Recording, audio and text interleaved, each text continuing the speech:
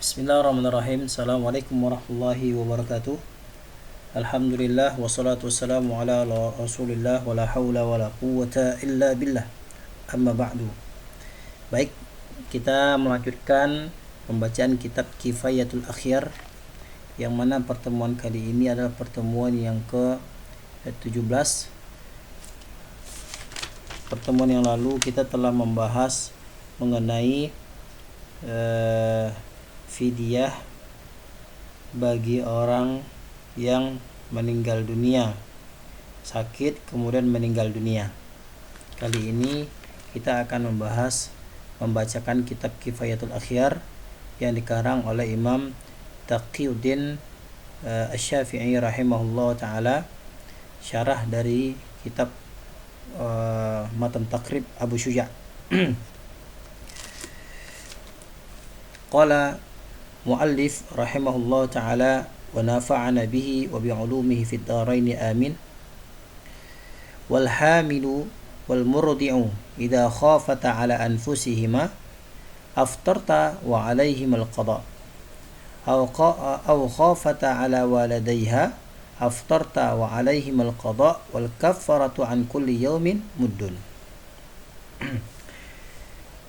Abu Syuja' rahimahullah ta'ala mengatakan, orang yang hamil dan orang yang menyusui, apabila mereka keduanya ini takut kepada diri mereka, aftarta, maka mereka boleh untuk berbuka puasa, artinya mereka boleh untuk tidak berpuasa, akan tetapi wa alaihimul qada'u, akan tetapi bagi mereka itu wajiblah atasnya untuk membayar qada', yang mengganti puasa itu. Kira-kira berapa hari dia membatalkan puasa itu, 10 hari, 20 hari, maka wajib diqadha, ya, bukan bayar fidyah tapi wajib diqadha.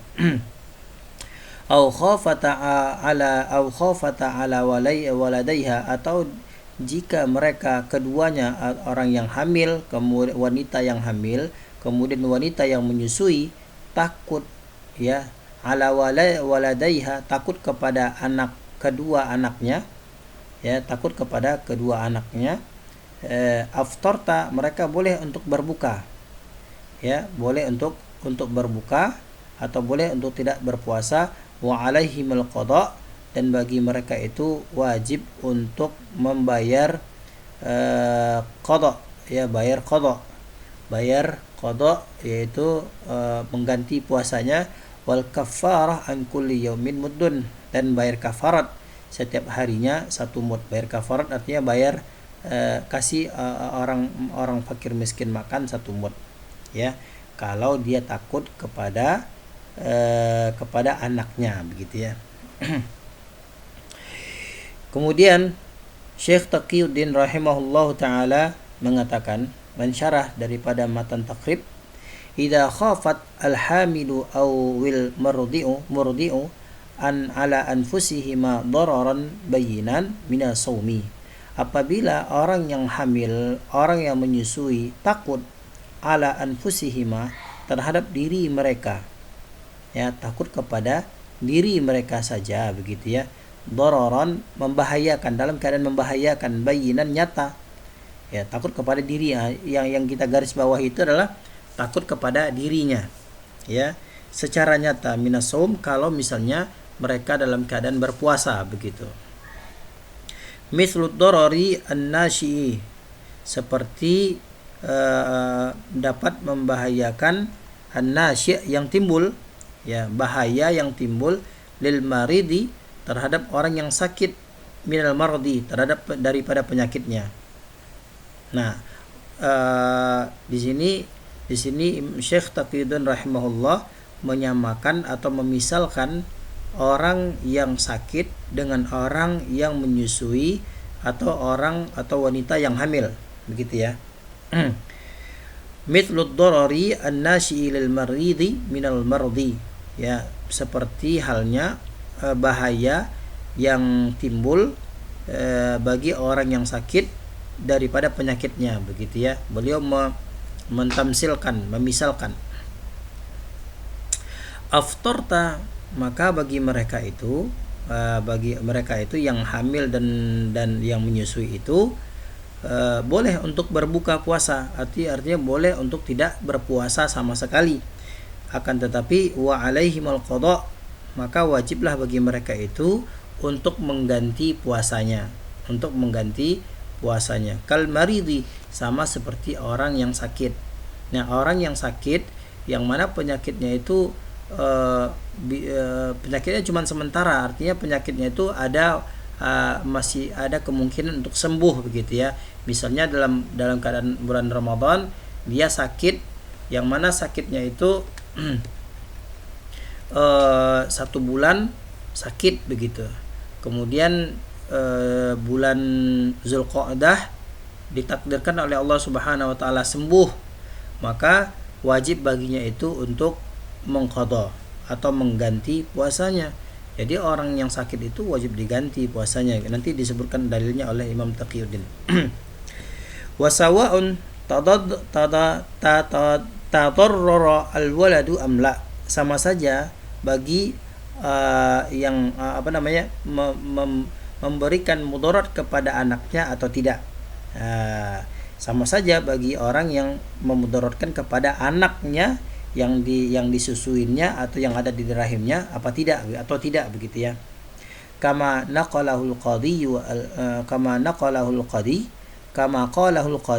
Husain, sebagaimana yang telah disampaikan oleh Qadi Husain, ini ulama Syafi'i ya. Wala fidyata kal marid, tidak ada fidyah bagi orang yang sakit. Tidak ada fidyah bagi orang yang takut akan anaknya, ya, sama halnya seperti orang yang sakit. Jadi nggak ada fidyah.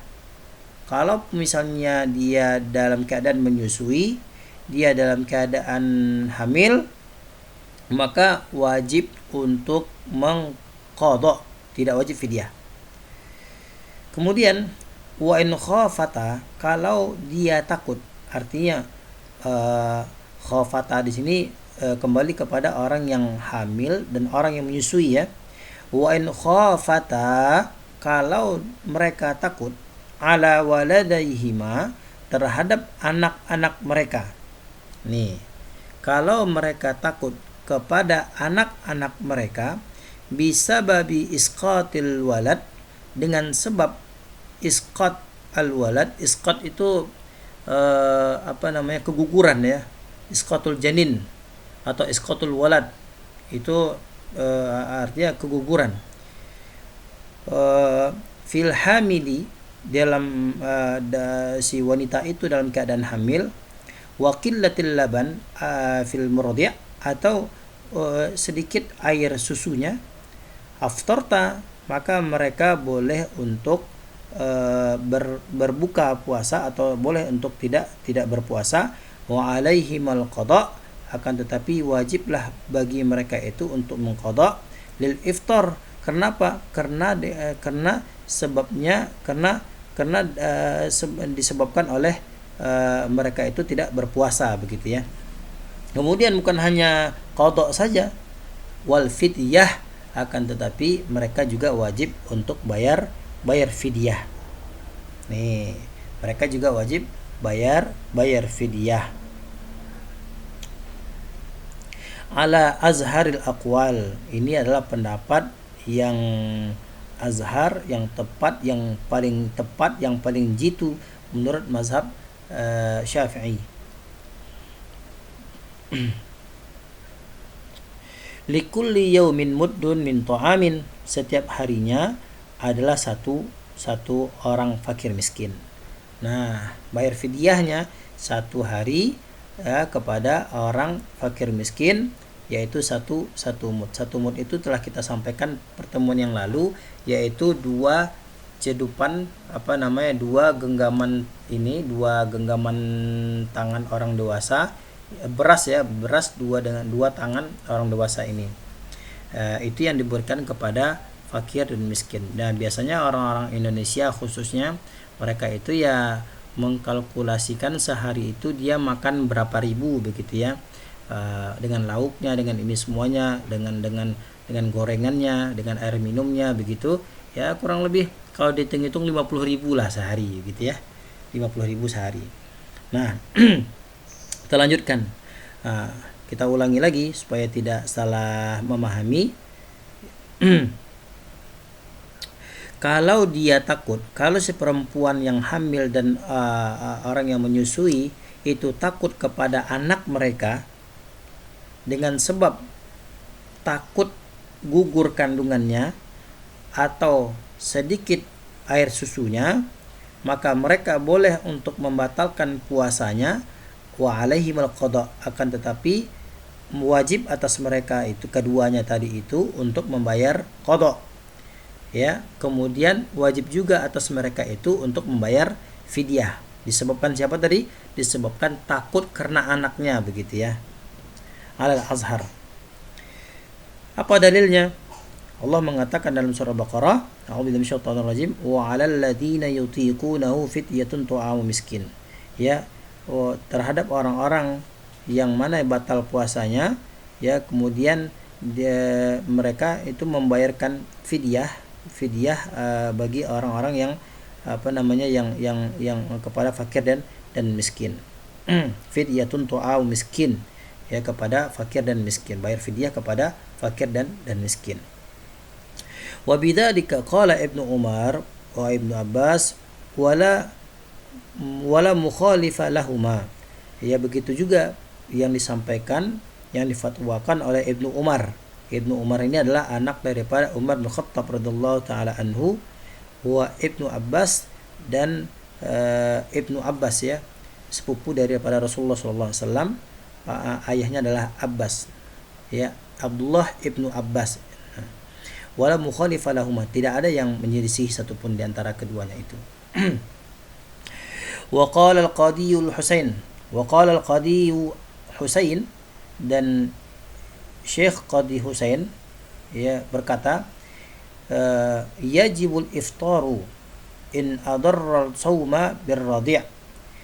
Di sini beliau mengatakan bahwasanya wajib tidak berpuasa. Nah, di sini bukan sunnah, bukan mubah, tapi Qadiyul Husain mengatakan wajib untuk tidak berpuasa. Wajib untuk tidak berpuasa. Jika apa? In adarra as-sawma birradi'. Jika dapat mendatangkan mudarat bagi orang yang menyusui itu, ya, jika dapat mendatangkan daru mudarat, bahaya kepada orang yang menyusui itu. Kalau dia berpuasa, maka datang mudarat. Maka kata Syekh kata Qadi Husain ini wajib untuk tidak berpuasa. Nah, jangan dipaksain untuk berpuasa, begitu ya, kurang lebih.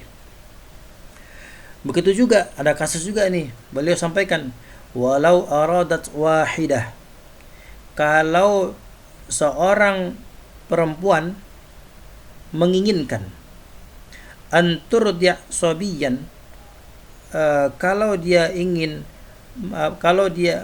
perempuan itu menginginkan untuk menyusui sobiyan, anak kecil, sobiyan, ya, anak kecil, taqarruban ila Allah, ya, niatnya itu cuma untuk mendekatkan diri kepada Allah Subhanahu wa taala. Jazal fitr laha, maka boleh dia untuk berbuka. Nih, ini bukan untuk anaknya, begitu ya. Ini bukan anaknya, bukan keponakannya, tapi orang lain. Ya, saudara sepersusuan lah, begitu ya. Jadinya begitu. Ya, dia punya anak, kemudian dia nyusuin juga kepada anak orang lain, begitu ya. Jadi saudara persusuan. Nah, orang yang begini, kasus yang seperti ini juga boleh baginya itu untuk tidak berpuasa. Untuk tidak berpuasa. Tsumma hadza fima idza kanata muqimataini sahihataini. Ya, ini tentu orang syaratnya mestilah dia seorang yang mukim, orang yang menetap di satu tempat, kemudian dia dalam keadaan sehat walafiat. Kalau dia musafir lain halnya, kalau dia enggak sehat ya lain halnya juga. Makanya syaratnya itu adalah dia adalah orang yang mukim dan dia adalah orang yang sehat jasmani dan rohaninya. Amma law kanata musafirataini aftarta bi niyyati tarakhusi bis safari awil mardi. Adapun jika si perempuan ini musafirataini, dalam keadaan musafir, perjalanan jauh dari Jakarta ke Makassar, dari Jakarta ke Papua, dari Jakarta ke Yogyakarta, misalnya begitu ya. Ini kasus yang beliau sebutkan. Wa aftarta, kemudian mereka keduanya itu, orang yang hamil dan orang yang menyusui itu, mereka berbuka biniyatit tarakhus, dengan niat untuk mengambil kemudahan, karena mereka dalam bisafari, karena mereka itu dalam keadaan safar, awil mardi, atau dalam keadaan sakit. Fala fidyata lahuma, maka tidak ada fidyah bagi mereka semua, karena dia mengambil tarakhus, mengambil keringanan. Mereka mengambil keringanan bahwa mereka itu adalah orang yang dalam keadaan musafir. Nah, orang yang musafir itu tidak ada fidyah baginya. Tetapi orang yang dalam keadaan musafir itu wajib qada, wajib ganti puasanya. Wa illam tanwiya al-tarakhus, kalau misalnya dia tidak berniat untuk mengambil keringanan, kalau mereka tidak berniat untuk mengambil keringanan, fa fi wujubil fidyati wajhani, maka bagi mereka itu wajiblah bayar fidyah. Nah, wajib bayar fidyah. Tadi kan mesti berniat. Saya niat nih untuk safar. Di kasus ini kalau misalnya mereka keduanya tidak berniat untuk safar, maka wajiblah bayar bagi mereka itu untuk bayar fidyah. Ini beda ya. Tadi di atas disampaikan bahwasanya dia niat untuk, dalam keadaan dia niat untuk safar. Kalau kasus yang kedua ini dia tidak berniat untuk tidak safar. Nah, ini beda nih kasusnya. Kalau dia niat untuk bersafar, untuk berperjalanan jauh, maka tidak wajib untuk bayar fidyah.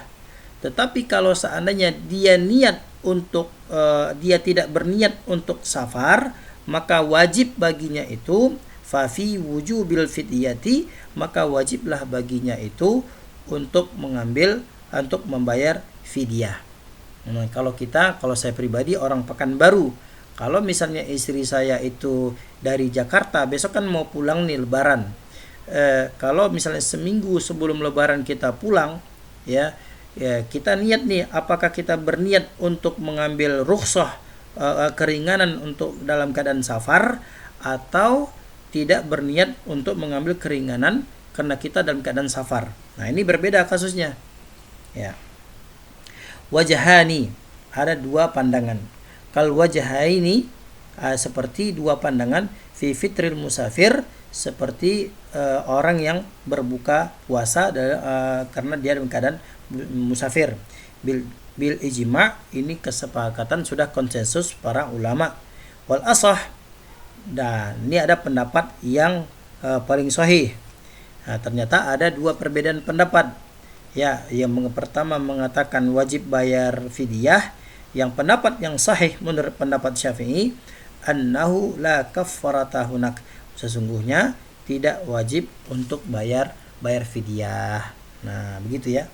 Nah, kalau misalnya kita tidak niat untuk dalam keadaan safar, ya udah, kalau mau bayar safar, kalau mau bayar fidyah silahkan, kalau tidak mau bayar fidyah juga silahkan. Tetapi di sini dijelaskan oleh Syekh Taqiyuddin rahimahullahu taala, wal asah, pendapat yang paling kuat, pendapat yang paling rajih, annahu la kaffarata hunaka, tidak ada bayar kafarat atau bayar fidyah di dalamnya. Wallahu taala alam bisawab. Insyaallah pertemuan yang akan datang kita akan membahas tentang orang yang sakit, orang yang musafir, ya. Musafirnya itu bukan hanya sekilo 2 kilo, tetapi musafirnya panjang berhari-hari begitu ya. Apakah mereka itu wajib untuk membayar qada dan sebagainya. Wallahu taala alam bisawab. Wassalamualaikum warahmatullahi wabarakatuh.